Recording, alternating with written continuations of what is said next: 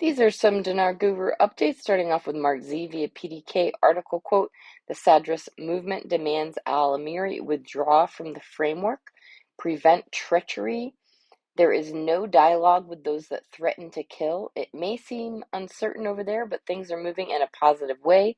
This is like disclosures over there. It's a good thing. Seeing this happen means they are finally moving forward. This is what's occurring in Iraq right now. They're airing their dirty laundry so people can make informed decisions and the government can move forward, and this is great news. Sampson article quote in Numbers, the central bank's reserves of the dollar and gold revealed. The central bank owns multiple types of reserves amounting to more than 160 trillion dinars, including an investment reserve of 60 trillion dinars invested in foreign banks in return for returns and interests. There are reserves of gold estimated at 140 tons with a value of approximately 2 trillion dinars. Central bank's reserves were less than $50 billion, and now it reached $76 billion, and it will reach $90 billion by the end of this year. Walking Stick via Frank 26, their voices are being heard, and they're sending their children to support their prime minister, government, and their banks. Somebody caught on, and that's the last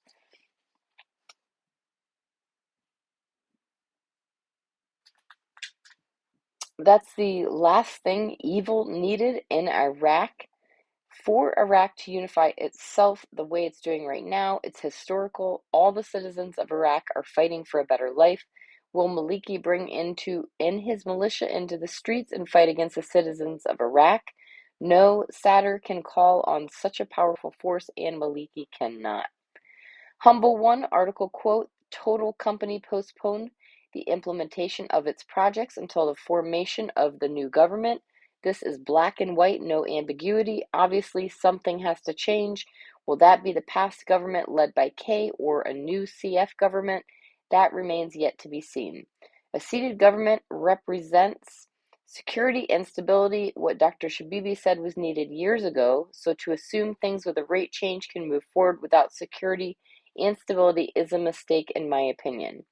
Apparently, the CBI is waiting on something, as the EFSL has been in effect for over a month with no change.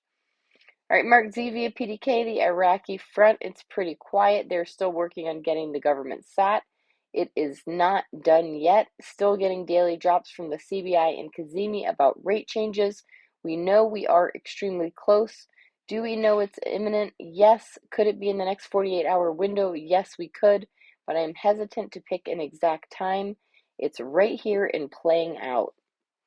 All right, Pimpy says, for people asking how Iraqi protesting is going to affect our investment, it's obvious.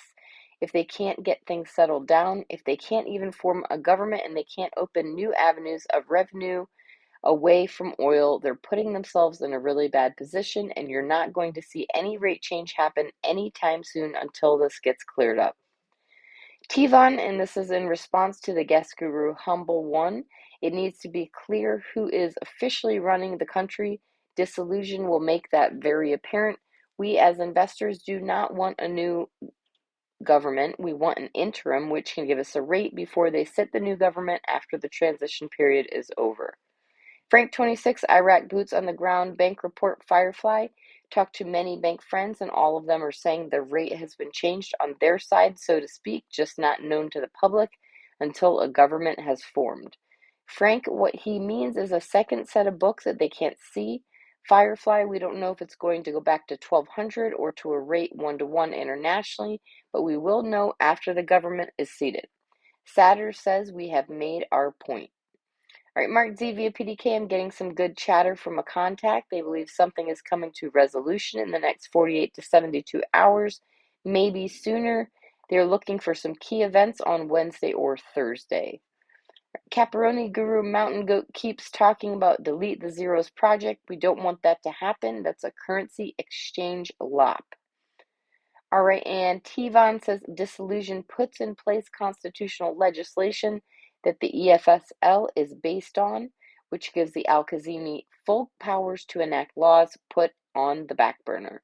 The oil and gas law can be passed with a transitional government. We don't care about the IMF/UN. They cannot dictate what goes on in the country. And lastly, Mountain Goat article quote, the Sadras are now talking about a formula for a presidential system, not a parliamentary system.